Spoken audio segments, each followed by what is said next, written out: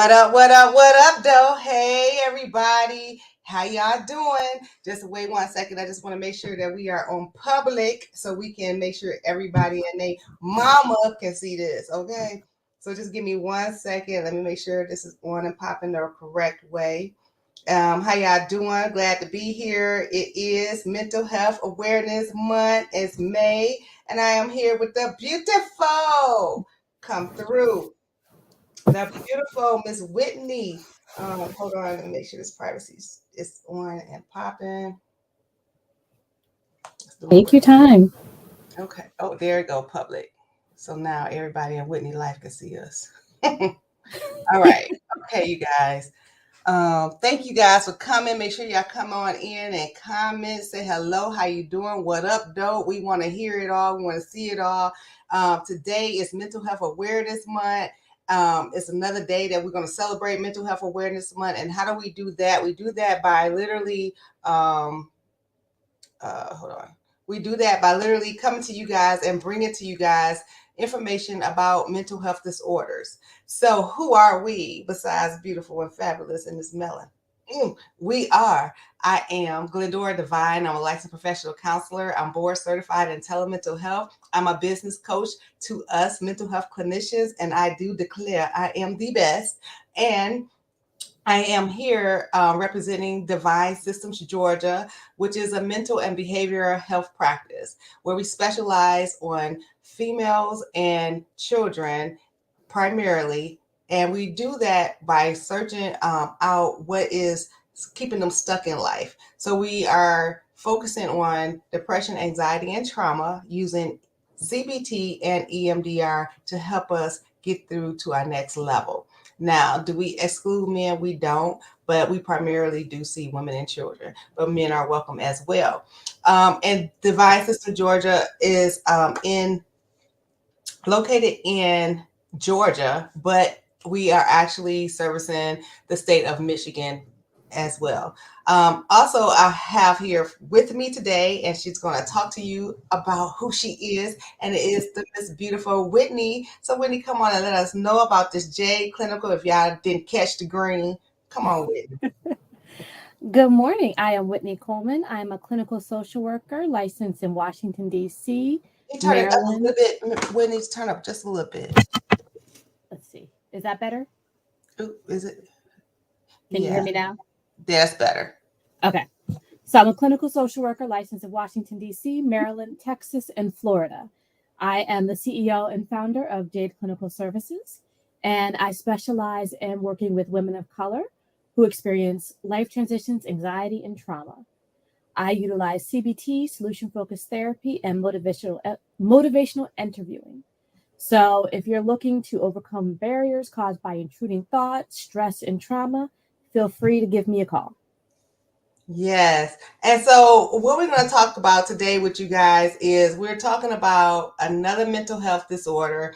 And what we've been doing is bringing you guys different mental health disorders. Now, before I jump into that and get started, I want to give a shout out to the other ladies that were supposed to be on a panel with us today, but due to circumstances that they cannot control, they cannot make it. But they are still very much licensed and very much able to serve you. So if you see them out there on that flyer and you want to reach out to them, please do so. Okay, because they are able to serve you. They just had something that came up today, but we still got to let the show go on. Yes. Also, I want to take a moment and shout out Miss Danita Moss. Danita Moss is our scriber.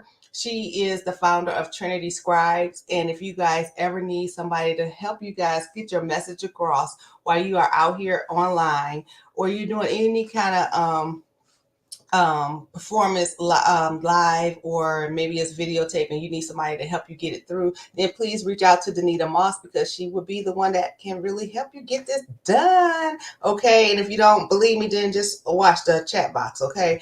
And please feel free to comment, let us know that you're here. We really want to, make this a environment where you are, getting what you need from it, as well as giving us some energy to help give it to you. Really. So please say hello. How you doing? We appreciate you being here and tuning in. Don't forget to share this out because we are licensed professionals and we just really trying to bring more information to you so you can help us cut the negative talk when it comes to mental health. Right, Whitney? Yes. That's why we're showing up, y'all. Okay. We just pretty. We just pretty. But that's why we're showing up. Okay. So we're just gonna have a good time today and we're gonna talk about eliminating disorders. And I'm not sure if you ever really heard of eliminating disorders, but more than likely you have, you just did not know they were actually called eliminating disorders. So for us to go ahead and get into it, Winnie, you want to just tell us what is eliminating disorders? So essentially, it's when you use the bathroom, whether it's on purpose or not on purpose, outside of the bathroom. That is the basic, easiest definition that I can give you. There are two different types, enuresis and encopresis. Enuresis means that you're urinating outside the toilet. Encopresis means that you are defecating outside the toilet. Yeah, and we're just gonna do our talk back and forth. So when you hear about uresis and encopresis, we in our community really think about peeing and pooping, right? So that's really what this disorder is all about. It's about peeing and not being able to control your pee or not being able to control your poop. So you're doing it when you don't honestly want to do it or you don't know that you're doing it. Correct, Whitney? Yes, there are some people who do it, we'll say, on purpose, but not necessarily on purpose. There are other reasons, but for the most part, yes. Yeah. And so in our study in our practice, we get families that would bring their children to us for this disorder.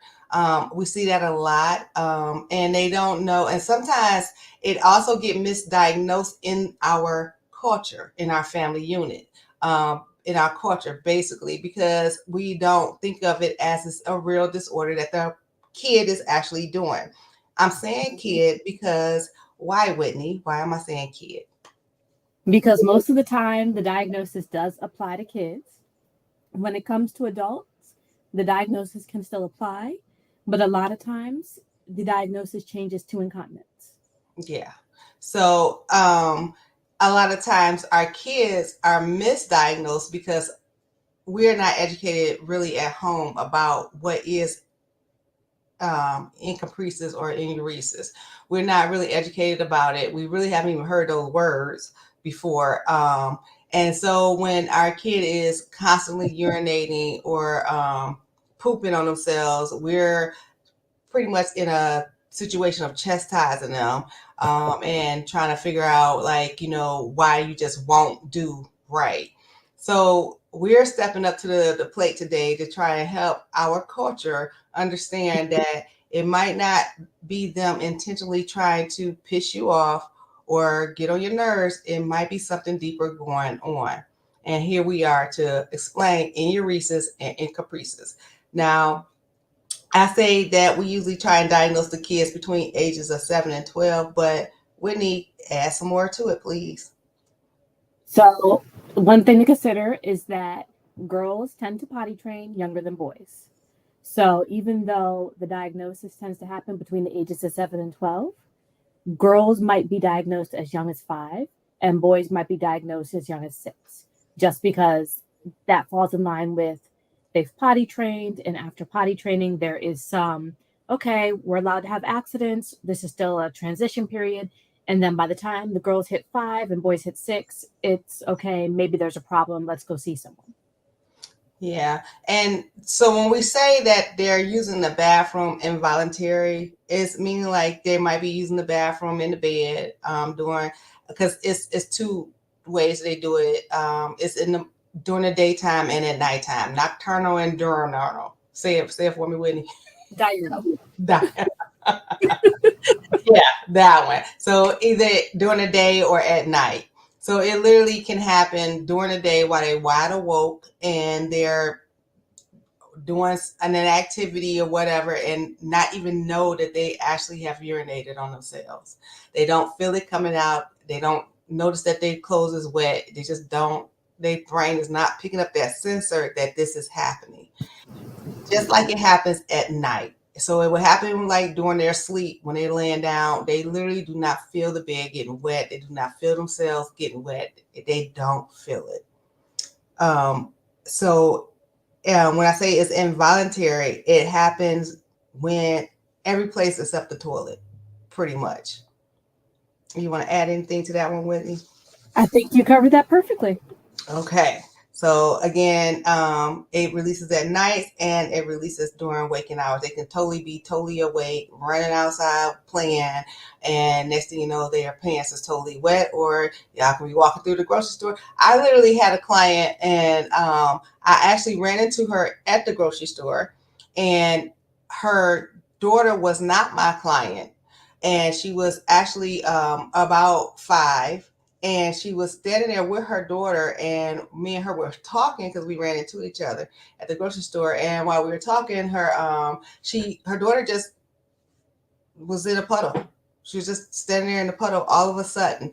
And as we talked more about it, we started to realize that this is something that may need to be looked at a medical point of view, instead of, oh my God, you wet again. Why you didn't say nothing? Why you just didn't say nothing? So instead of her going down that road of chastising this child, I was able to say, hey, it is a disorder that's called eliminating disorder. So I want you to think about what's really happening and how often this really happens, because we might need to refer her somewhere else so you can get her checked out to see if this is something that's internally going on, or what's really happening.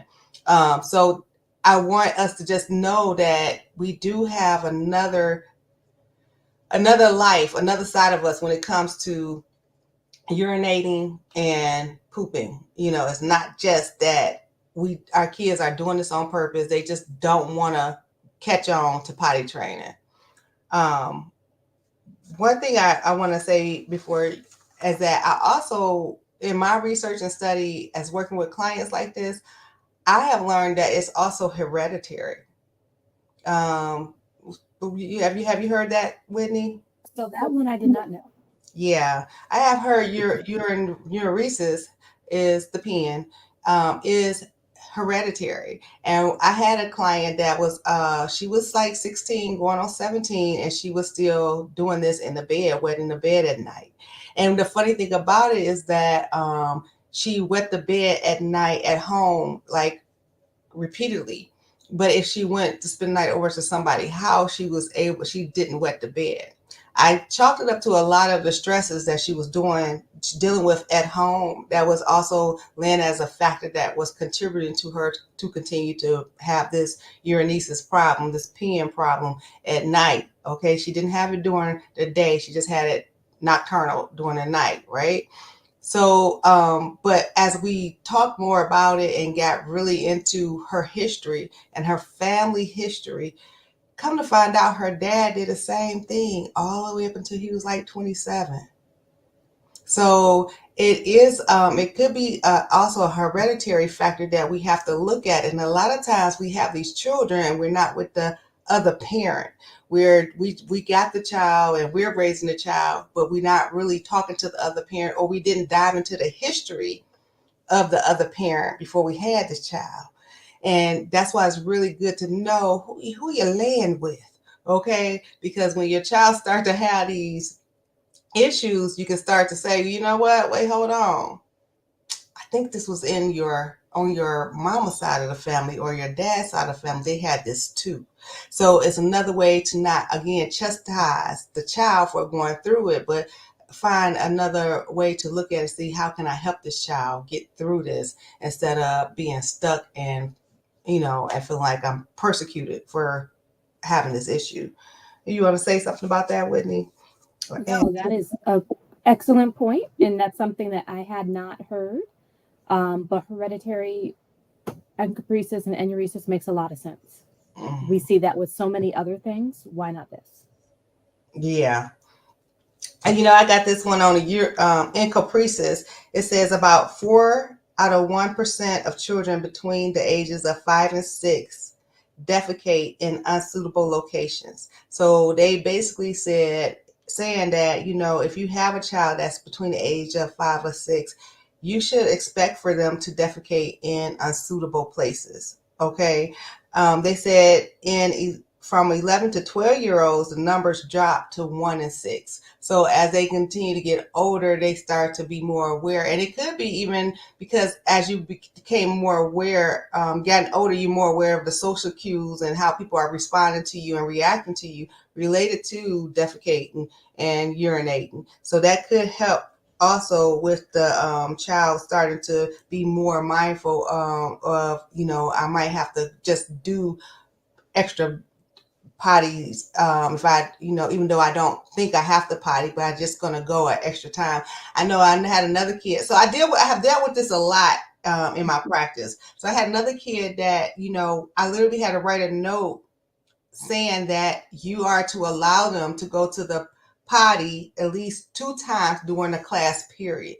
So it is not nothing that they need to ask you. This is something that I put on the teacher to tell the child it's time for you to go see the apple. Or we used to say the nurse, or go see the nurse, or go check go see if it's an apple in the lunchroom. We came up with a code so the kid don't feel like everybody know what is going on with their business at this time. But this was a true problem that the kid had, and we needed to try and incorporate more of active responses to go to the bathroom. Oh, go ahead, Whitney. Oh, I was going to say, it's funny you say that because one of the things that you can do to help kids is teach them the right vocabulary Okay. and to have them understand what's going on.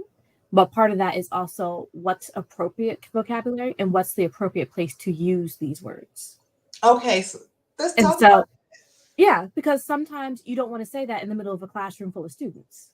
So having a code word, and I talk about that with people all the time. Like sometimes there are just some things you don't want to say in front of others. So let's come up with a code word.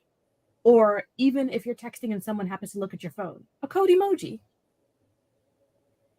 Just as simple. You could text a picture of an apple and send it to the teacher because let's face it, kids have their phones in school.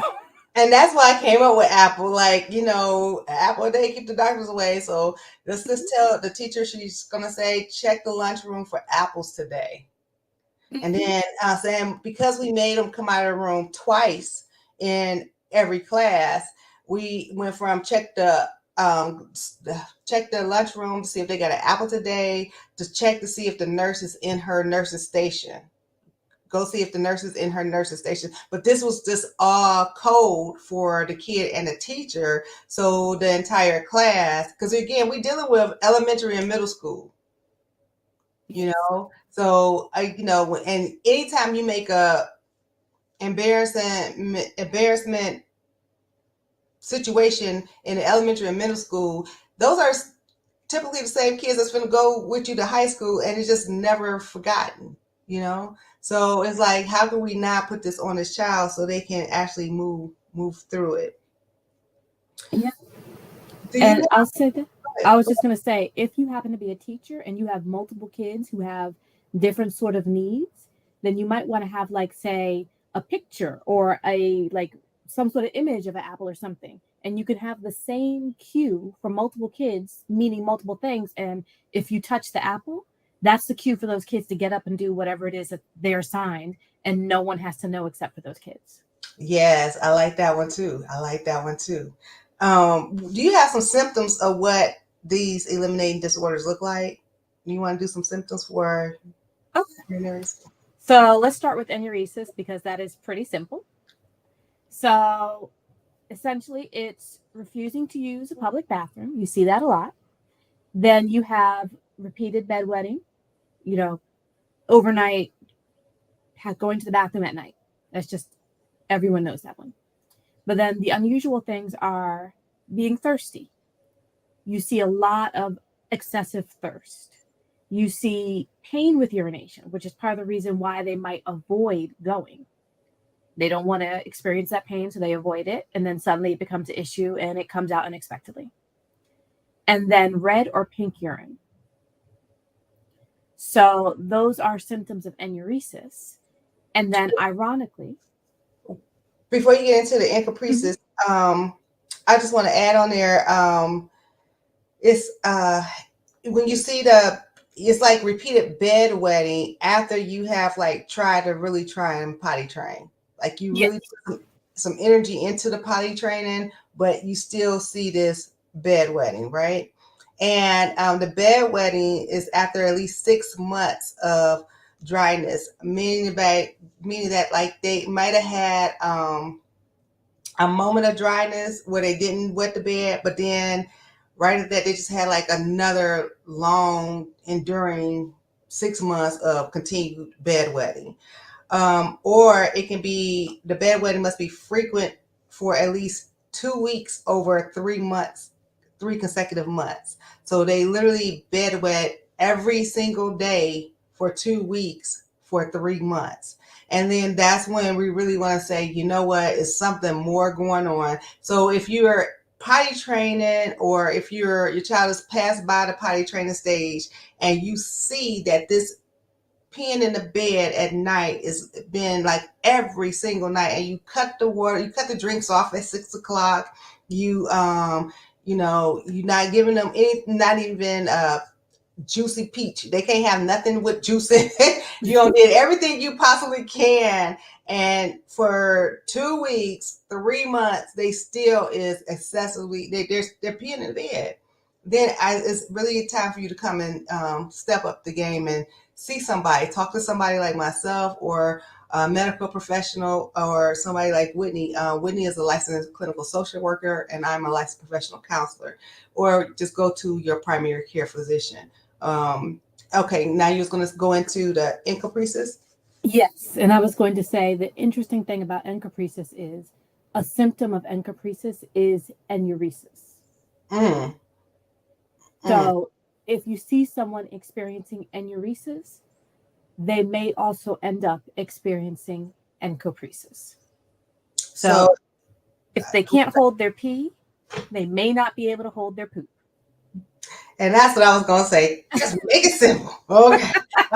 I know. But and again, we do know the terms, but I really want to make sure that you understand what we're talking about, because our culture, African American, Black culture, however you want to determine it, we do not do well when our children is constantly urinating on themselves or defecating on themselves. We don't do well, and we usually turn around and do a lot of chastising and reprimanding. And today is a new day. I want you to understand that this could be truly a mental disorder that we need to look at and find other ways to try and help them get through it, and help you as the parent, the caregiver, understand it and get through it. And that's why we're taking this time out today. Um, did you have some more on encopresis? Oh yeah. So Okay. encopresis has a lot more symptoms. So it gets a little bit messy. We got leakage. Touche, touche. Y'all hear her. No pun intended. No pun intended. It is what it is. But we have leakage. So if you have liquid stool leaking into your underwear, that's a symptom. At the same time, if you have large stool, and I'm not talking about like you just take a big poop, it's an excessively large poop to the point where it clogs the toilet. That is a symptom of encopresis. Another symptom is constipation. And along with all of this, if you see blood in your stool, that's a symptom. All of this combines for the same thing that we saw with enuresis of avoiding going to the bathroom. Because if this is you're constipated or you have really large stool and it hurts, a child isn't going to want to go. They're going to do whatever they can to avoid it and not say anything and end up with abdominal pain. And then eventually it's just going to come out. That's just what's going to happen. So, along with all that, you also will see a decrease in appetite, because who's going to be hungry if they're in pain? So the other thing that happens is when it does come out, it's not going to happen in the toilet. It's going to happen anywhere. You might find something behind a tree in the house, or on the couch, or in the kitchen. You don't know where it might happen. And the last symptom that's interesting is girls can get bladder infections. It's not seen as common in boys, but for girls, bladder infections is a symptom for encopresis. Yeah. And the other thing for the Encopresis too, the incidents, we look at to see and make sure that they have been happening for at least 3 months consecutively. Okay. So we wanted to see if these bowel movements been this big, where you've been like literally mess up the toilet every time you do it, or you've been having them sharps, those squirts, sharps, or whatever you want to call it. I know what I'm talking about. How long this been going on, so it's, again, we're looking at for a 3-month consecutive pattern before we actually say, you know what, this is what that is. And then the other thing where Enuresis, the urinating too much, right? Involuntary urinate, is that when we take our kids to the medical doctor, or when you come to see a therapist, the therapist might refer you back to the medical doctor, because we want to make sure that you get some things ruled out before we label you with this diagnosis. So we want to make sure that you don't have a UTI, a urinary tract infection, that there's not a part of your diabetes that's acting up on you right now, and that's why you're urinating like this, or you're not prone to seizures, or you have epilepsy and something like that is making this happen for you. Sickle cell is another one that we want to get ruled out, as well as any kind of sleep disorders, because maybe that's why is having this issue, is because you truly need you got a sleep disorder issue. So those are some of the things that we want to rule out. And also we want to make sure that the medications that you're on is not inducing your urinasis, because sometimes you take medication for other issues and it would make you end up urinating more frequently. So some of those are SSRIs and antipsychotropic medications. That's what our field love to prescribe, but not knowing that how it's really going to impact your body. That's why when you start off with psychotropic medication, you go through a regimen to try to figure out what is going to work for you. That's why you have to follow back up in 30 days with the doctor. It's not to just go get more medication. It's really to tell the doctor how this stuff been working for you since you have been taking it, and to see if you need to lower that dosage, change that prescription, or increase the dosage. So some of those psychotropic medication or diuretics may have caused the incontinence as well. So we want to be mindful about that part as to, that too. As far as the pooping, the encopresis, we look at the symptoms of what's in your diet. Because a low fiber diet, right, Whitney? And that and poor hydration, that might be the problem for why you experiencing this. And and understand that if you are going through in situations where you are feeling constipated, you're having a fear to poop because of fear of pain, or you're probably just in a fear period because you're pooping when you don't want to poop. If you're messing up your underclothes and you're out at dinner or something like that, you're a little bit paranoid. And if that's the case, we want to make sure that it's not something that's going on, something else, like you're just not eating the right stuff. When the last time you did eat something that really was related to fiber? Or when the last time you did drink water? All you've been doing is drinking alcohol and juices. When are you going to drink some water? So a lot and then also being out here, our heat too would also cause the dehydration to add to it if you're not having a great diet. So that's why it's really important that we look at things that are going to be in a 3-month consecutive time, and not just say, oh, you've been doing this, okay, well, how long? And that's why it's very important when you guys step to us as mental health professionals or medical professionals, that you literally been paying attention to yourself, because we're going to ask, well, actually, how long? you've been experiencing this, because that's going to help us say, well, you know what, let's see if we can try this. Okay. um so go ahead, Whitney, did you have something you want to add to that one? I was just going to say is that oftentimes I would like to say, well, when did you go to the doctor? Did you go to the doctor in the past 2 weeks or did you go 3 months ago? Because if you got a medical examination 3 months ago and that was just when this was starting, but you haven't followed back up, you don't know if you're in the same condition or if things have changed. That could have been the start of this and it could be medically related. And it might mean that you need to kind of tag team with a medical provider. So I'll ask people, when was the last time you saw your primary care doctor? Have you been there in the past couple of weeks? Maybe you need to go back. Were you referred to a specialist? What did they say? And try to get more detailed information, because you can't say, oh, well, I went 3 months ago and this wasn't an issue then, and I haven't been back, but I just thought I'd talk to you about it, but I haven't checked to see about this, this, and this. We need to get you checked out. We possibly need to talk to a dietitian or something. Make sure all of that is covered before we go and give you this diagnosis.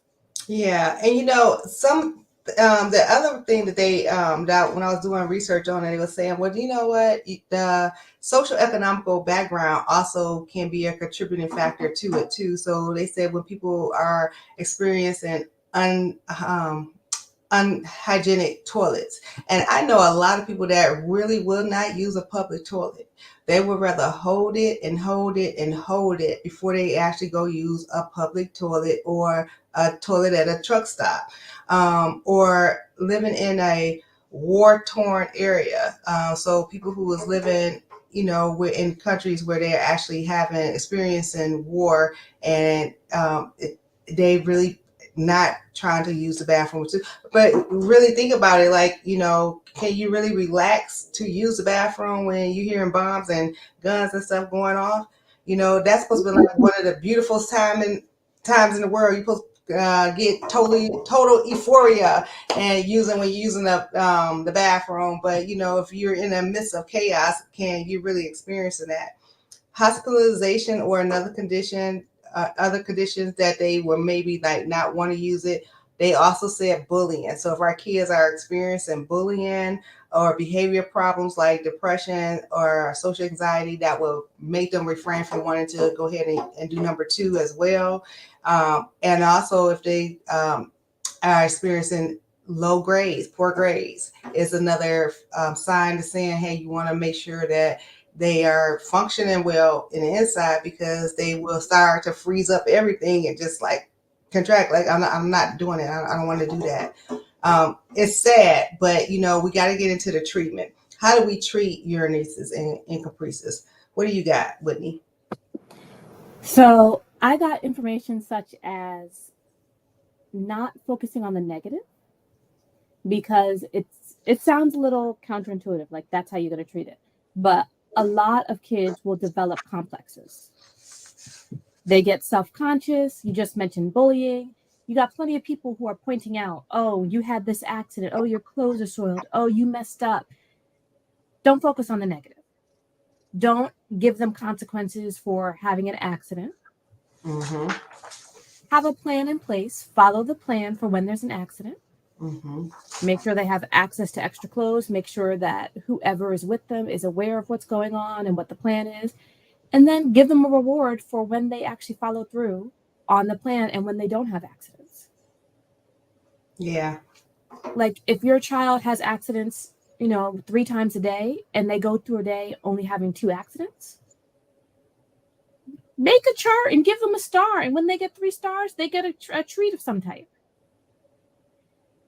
Don't let them think that they're messing up or that something's wrong with them. Just give them positive reinforcement, because over time that can help. Yeah, and the treat don't even have to be candy. It can be a new pair of underwear.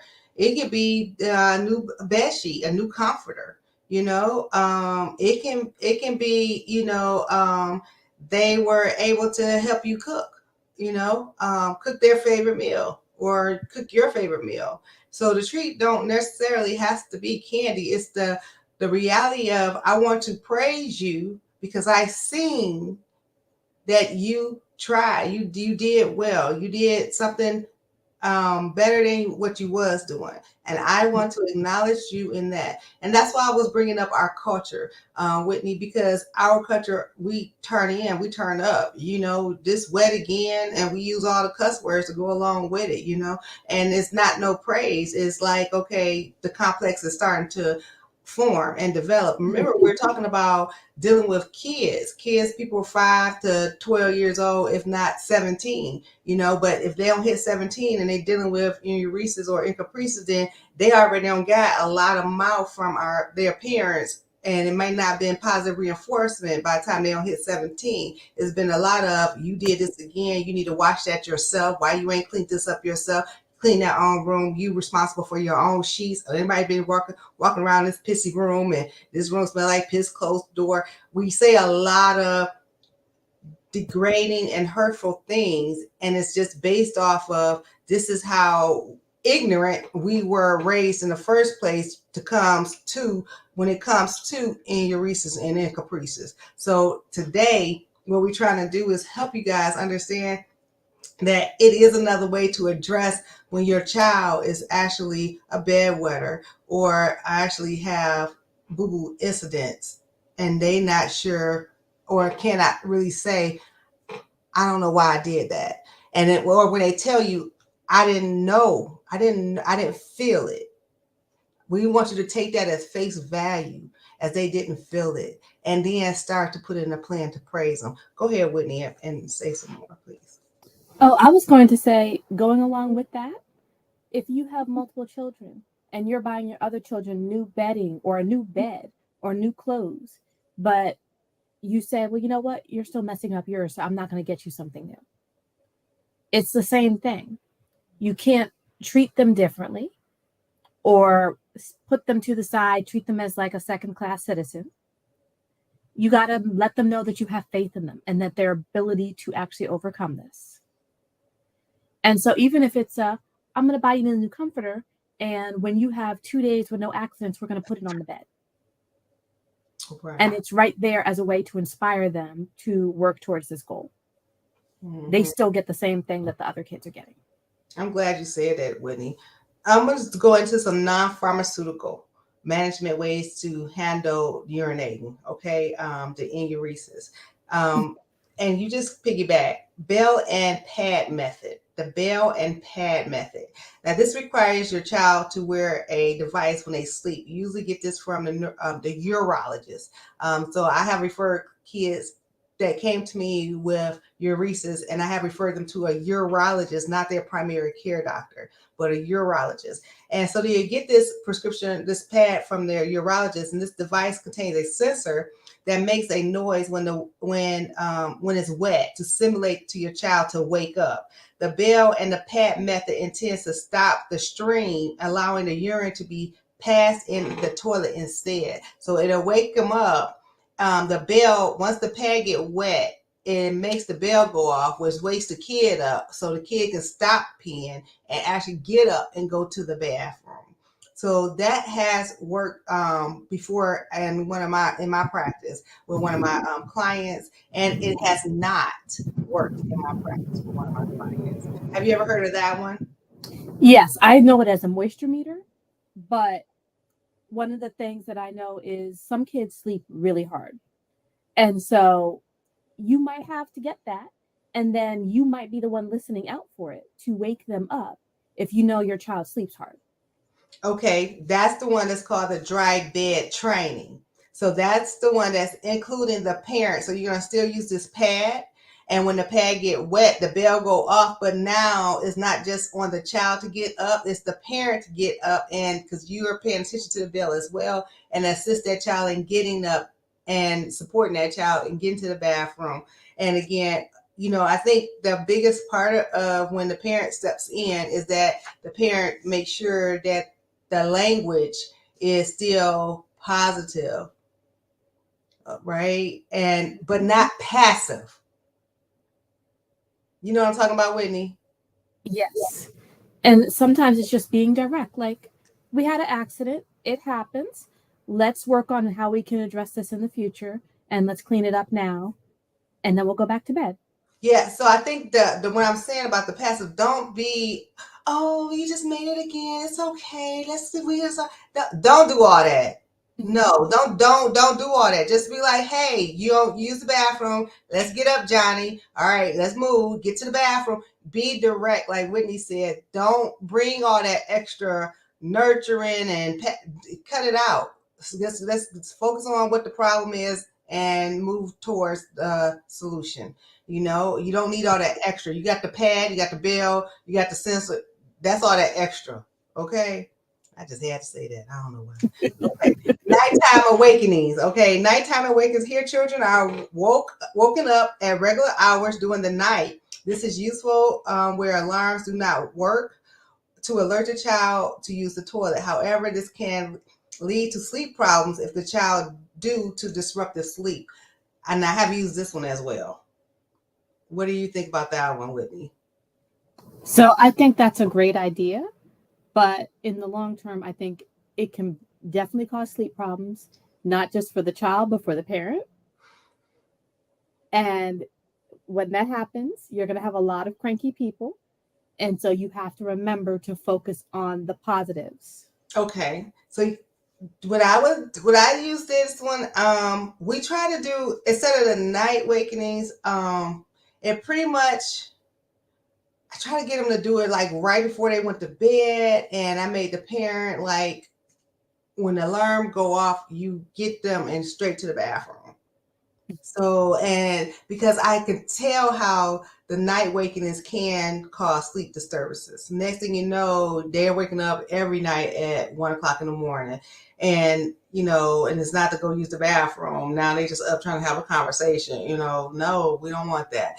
So that can be pretty tricky. What do you say about that again, Whitney?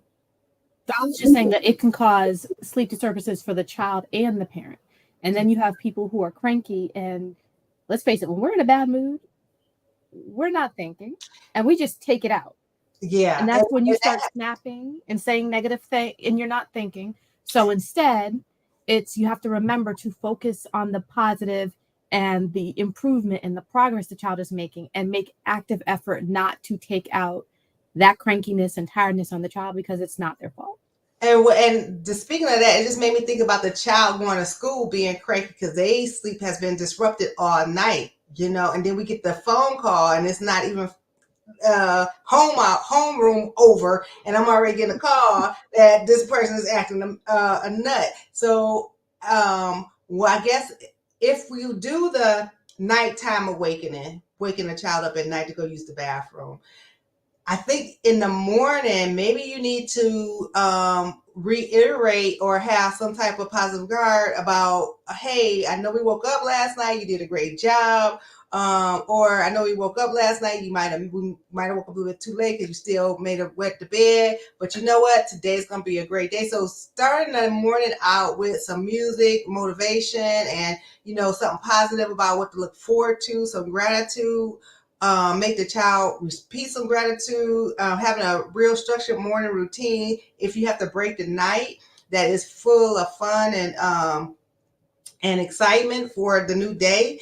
I think that might help with the crankiness that the child takes with them for being, a little cranky in the first place. Maybe you can have them focus on, what you're going to tell the teacher today, or, what do you think she's going to wear today, or what's going to be something positive we can tell the teacher every day. Maybe you can get the teacher to start an affirmation word thing with the kid to tell the teacher, in order to help get their mind off of, I'm tired, I'm drowsy, I don't feel great, because I want to go back to bed. So we just want to go ahead and help the child get into a routine to think about, hey, this is what the day gonna be. We're gonna plant these seeds. We ready. What seed you got today? Okay, let's give Miss Habernacker apple seed today. I don't know, but I think like that because I just, that's what happens when we work our kids up. They do have them disturbing patterns, and then they go to school and they're rude to everybody, and then we get those phone calls. So if we have a routine that eludes fun in the morning, so they can have something to be to shake off the thought process of I'm tired, and to get into it's a new day. It might help the child move better as well as yourself, right? Okay. Yes. The next one is limiting fluid intake. Children prone to bedwetting can be assisted in restricting their fluid intake before bedtime. So, with that being said, you just got to have a bedtime, first of all, because sometimes these kids don't have a bedtime, right? Okay, so if you're going to do that, then how long do you think, Whitney, do they need to stop having fluid intake before bed? At least 2 hours. 2 hours. And then do you think they still need to go to bed go to the bathroom before they get in bed, even though they haven't had anything for 2 hours? Yes, and I would add possibly the use of double voiding. You use a what? So double voiding. So at the beginning of your nighttime routine, have them go to the bathroom, then continue your nighttime routine, and then have them go to the bathroom again before they go to sleep. I love that. And the thing that I love the most that you just said is routine. Because we literally have a routine when we get up in the morning. We get up, we go to the bathroom, then we brush our teeth, we wash our face, then we go and find what we're going to wear. I mean, it's an actual routine that we do. But when it goes time for us to go to bed, we kind of forget about, let's actually put it into a routine. But if the kids, as well as you, had a routine that you actually did before going to bed, it helps your mind and your body know I'm about to relax. Even like when we get up and we put on our clothes, and we're like, oh, I'm feeling blue electric today. But then when you go ready to go to bed, why do we got to put on the same old stuff with the hose that we don't have for 4 years, that's stretched out, that's bleached out? Why we can't feel like blue and electric to go to bed? So having an actual routine could actually help the child get really into a systematic thought process where this is what I'm going to do. I'm going to relax myself, and then they can start self-soothing themselves and helping themselves handle some of these some of the things that they need to do for themselves, like wash their bladder, right? It's also really good if the child has some anxiety, because Mm-hmm. having routine, you know what's coming, you can predict and know in advance. Mm-hmm. So you don't have to worry about what's going to happen. And you know what? Having Enuresis or Encopresis brings anxiety and depression. It brings them both. It brings them both because the kid and the parent both go through it. The parent is tired of buying the stuff. They tired of smelling the stuff. They embarrassed about people coming over. The kid is too. The kid is too. The kid's embarrassed about smelling like this. And middle and elementary, they're mean. So this just helps us all around. We got two more that I want to touch on real quick. Is bladder training. Using this technique, children are taught to hold their urine for long periods of time. This is useful for morning and night urenesis. So they are literally trained to hold their urine. And again, it's a skill. So it's not something that they're doing and they're not releasing it. They're going to do it for a period of time. Um, I ain't got that skill. You got that skill, Whitney? No, definitely not.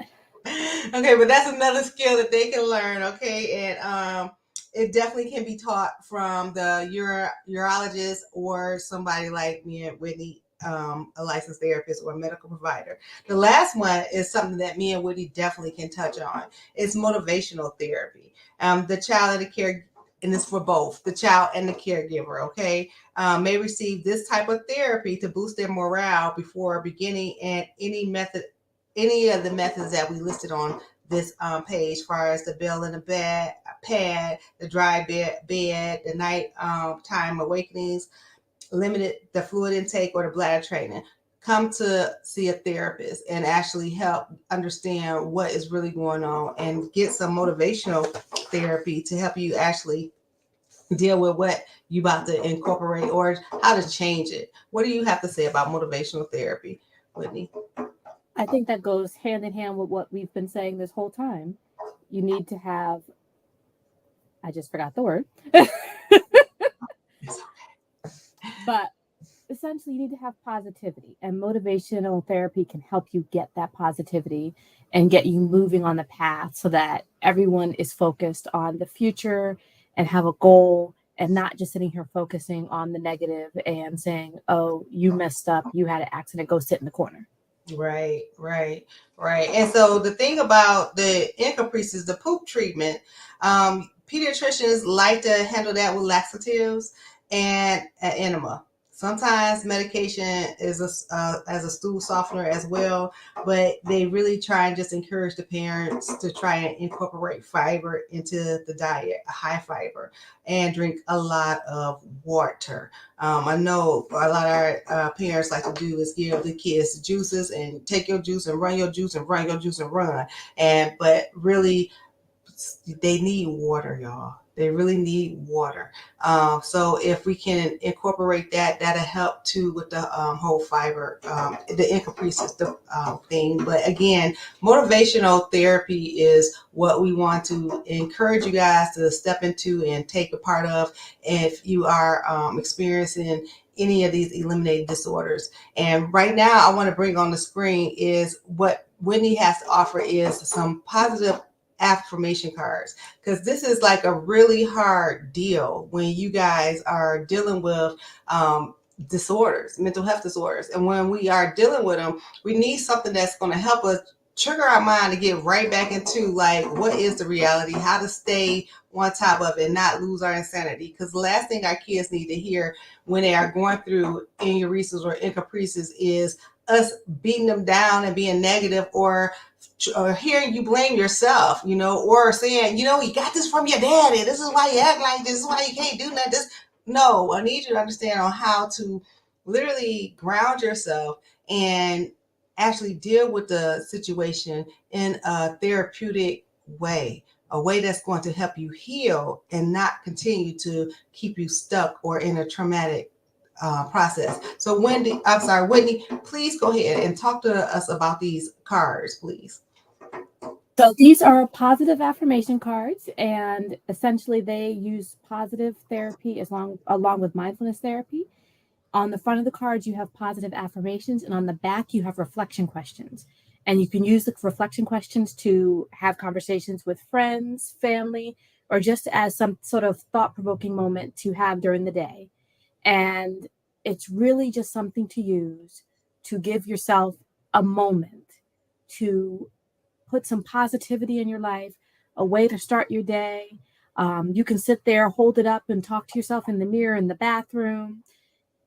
I wouldn't recommend it, but you can read it right before you start driving, and then you can look at that or think about that reflection while you're driving on the way to work. But just something to give yourself something positive to start the day and think about things. Because it's really hard when we are dealing with children, or even if we're dealing with elderly, and they have they have the Urenesis or the Encopresis problem, right?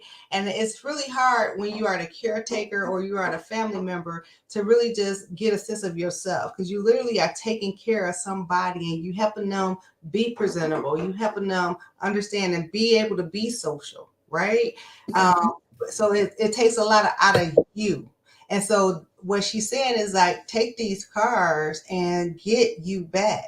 Take a moment to reflect on yourself, and so you can fill your cup up so you can continue to help your child or help your family member with the overflow. So this is what this is doing. When you sit still and you pick a card and you read the card, you're saying, okay, I'm pouring into me at this moment. I'm not finna help my child. I'm not finna help my family member. I'm finna help myself so I can help you later, because this is where I'm getting my energy from. And a lot of times as we jump into these roles as parents and caregivers, especially when we're dealing with somebody with really tough problems, and because Enuresis and Encopresis is tough problems. Who like dealing with pee? That stuff smells horrid. And who like dealing with doo-doo? It smells horrid. But when it's your child and it's your family member, you have to clean it up. You have to make sure it's not staying on their skin. You have to make sure that they are dry. You have to, because they are not able to. They don't get it. They can't do it by themselves. And then you're stepping in. So Whitney is saying with these cards, these affirmation cards, it's time to still think of you, to step back and still think of you so you can fill yourself up. And when you step back in to help them with this problem, you can give from the overflow. You're not being depleted. You're not feeling overwhelmed. You're not feeling frustrated because you have sat down and took a moment to do you. And that is what these cards are about. And that's why we're bringing them around today on the mental health awareness panel, because I want y'all to understand that we do have resources out here. And we really want you to use the resources to fill up your cup so you can continue to give from your overflow and not continue to be in the cycle of stuckness and where you're continuing to carrying the generational curses of belittling and downplaying and talking about your family members as if they can do better. They need help to do better. And it starts with how you encourages us to do better, right? So in order to encourage us to do better, we got to get in position to encourage ourselves, right? How many cards is it, Whitney? There's 30 cards. So basically, they almost can use one a day. Okay. Yeah. And again, she said, adding sugar to make lemonade, adding positive reflections to your day. Basically, you can't get enough positive reflections. It's too many negative ones that keep popping up for you to actually concentrate on the positive reflection. That's why these cards are being presented today. Okay. Here's the next set of cards. These are called Talk to Me, Time for a Conversation card. You can get these cards as well. Now, if you're taking care of young ones who have Enuresis or Encopresis, or you're taking care of family members who's dealing with this, it's hard for you to have real conversations with your loved ones because, again, you're constantly in a mind of doing, let me do this, I gotta go do this, I gotta go do that. These cards are created for you to actually have deep conversations about where you at in your life. Okay, when you stop taking care of everybody else, can you turn around and say, hey, are we really in a real relationship, or is it an elephant in the room? So as we take care of our kids and our family members, we always got to turn around and take care of ourselves. And in order to really help our kids and our family members, we have to give from the overflow. In order to give from the overflow, you got to stop and make sure there's no elephants in the room and you're taking care of yourself. These conversational cards that Whitney and myself created is to help you elevate your life to the next level as you continue to be the best caretaker that you can. I hope today truly that we have brought some enlightenment to you, maybe a couple chuckles and laughs as we talk about eliminating disorders. Whitney, before we go, would you please come in and say, what do you want to leave the people with? So I just want to remind everyone, a journey of 1,000 miles begins with a decision. So if you want to make a difference, you need to make a decision. Yes. And I would love to say that we only have one life. So we must live. Don't get stuck in the mess of life, but get the message. Okay? Yes. Get the message.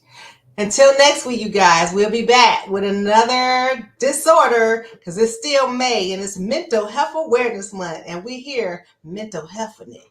Oh, let me stop. Let's talk to y'all later.